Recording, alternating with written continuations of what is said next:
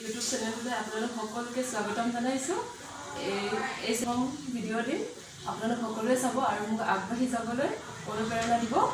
আৰু লগতে মই কেমেৰাৰ আগত কথা কোৱাৰ একেবাৰে অভ্যাস নাই। যদি কওঁতে কিবা ভুল-ভ্ৰান্তি হয় সকলোৱে ক্ষমা কৰি দিব।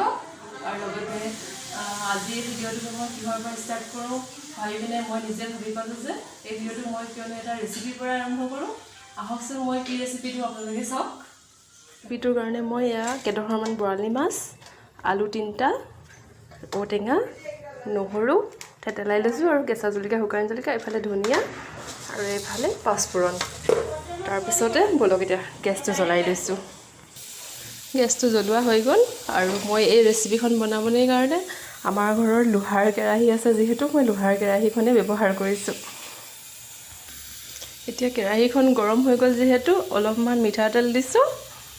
তাৰপিছত মিঠাতেলখিনি গৰম হৈ মানে এইফালে মই কুকাৰত ঔটেঙাখিনি আৰু আলুখিনি বইল কৰি ল'ম। ঔটেঙাখিনি বইল কৰোঁতে মই অলপমান পানী, তাৰপিছতে নিমখ অলপমান আৰু অকণমান হালধি দিছোঁ, যিহেতু ঔটেঙাখিনি বগা হৈ থাকিব, গতিকে হালধীয়া হ'লে ভাল লাগিব।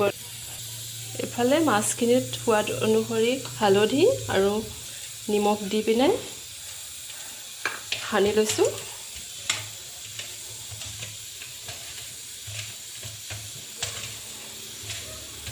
তাৰপিছতে কেৰাহীখনত যাতে লাগি নধৰে অকণমান নিমখ দি লৈছোঁ,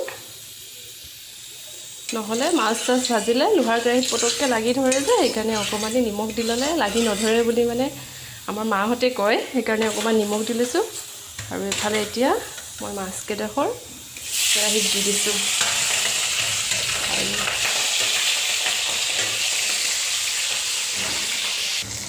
মাছখিনি ভাজা হয়, কুকাৰত চিটি মাৰিছে যিহেতু এইফালে মাছকেইডোখৰো ভাজা হৈয়ে গৈছে।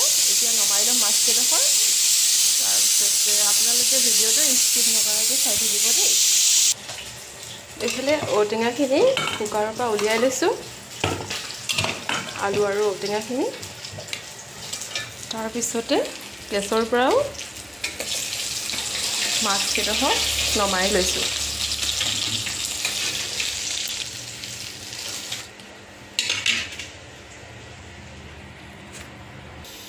এতিয়া তেলত কেইটামান মই পাঁচফোৰণ দি দিছোঁ। পাঁচফোৰণখিনি ফুটিবলৈ দিছোঁ।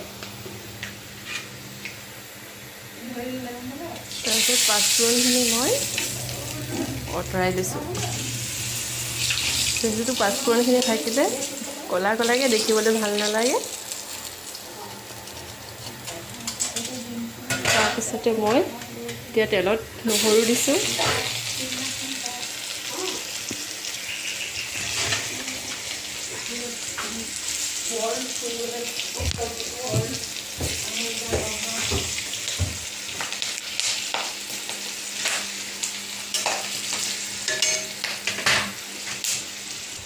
তাৰপিছতে ঔটেঙাখিনি আৰু আলুখিনি অকণমানেই ভাঙি লৈছোঁ। তাৰপিছতে তেলত দি দিলোঁ।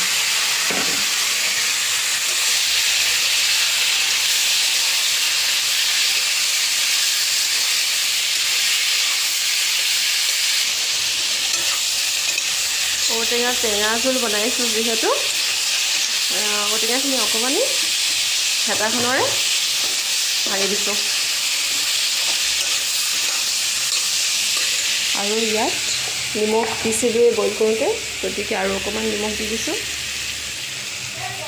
আৰু অকণমান হালধিও দি দিছোঁ।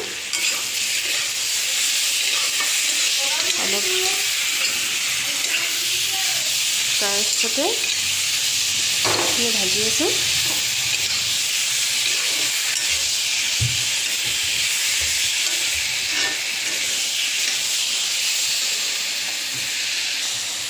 আৰু এফালে এইখিনি আমাৰ ভাজি হৈ গৈছে। আৰু এইটোত মই ঔটেঙা আৰু আলুখিনি চেটাইছিলোঁ আৰু গৰম পানী বটলত বনাই থোৱা আছিলে। গৰম পানী দিলে তৰকাৰীখিনি যিহেতু সোনকালে উতলিব, এতিয়া মই এইখিনি পানী ঢালি দিছোঁ ইয়াত।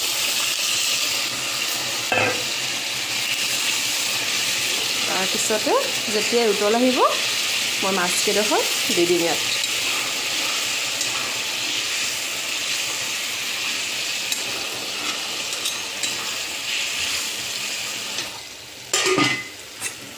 এইখিনি মই এতিয়া ঢাকনি লগাই উতলিব দিম।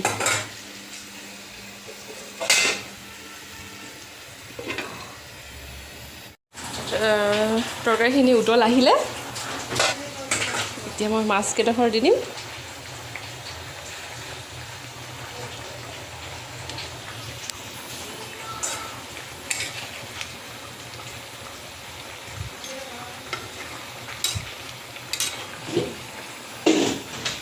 মাছকেইডোখৰ দি পিনে অলপ দেৰি কাৰণে ঢাকি দিম, 5 মিনিটৰ কাৰণে হ'বলৈ কাৰণে হৈ যাব। এতিয়া ঢাকনিখন আঁতৰাই চাওঁচোন। এইখিনি এতিয়া নমাব পৰা হৈ গৈছে। এতিয়া গেছটো অফ কৰি অলপমান ধনিয়া পাত ছটিয়াই দিছোঁ।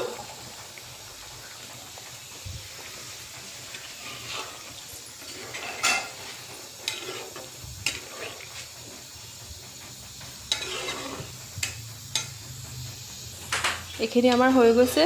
গতিকে মই আজি বৰালি মাছখিনি এনেকুৱাকৈ বনালোঁ। আপোনালোকেও কেতিয়াবা এনেকৈ বনাই পিনে খাই চাবচোন আৰু খাই পিনে মোক জনাব কেনেকুৱা হৈছে, মোৰ ৰেচিপিখন আপোনালোকৰ কেনেকুৱা লাগিলে। আজিলৈ ভিডিঅ'টো ইমানতে সমাপ্ত কৰিছোঁ।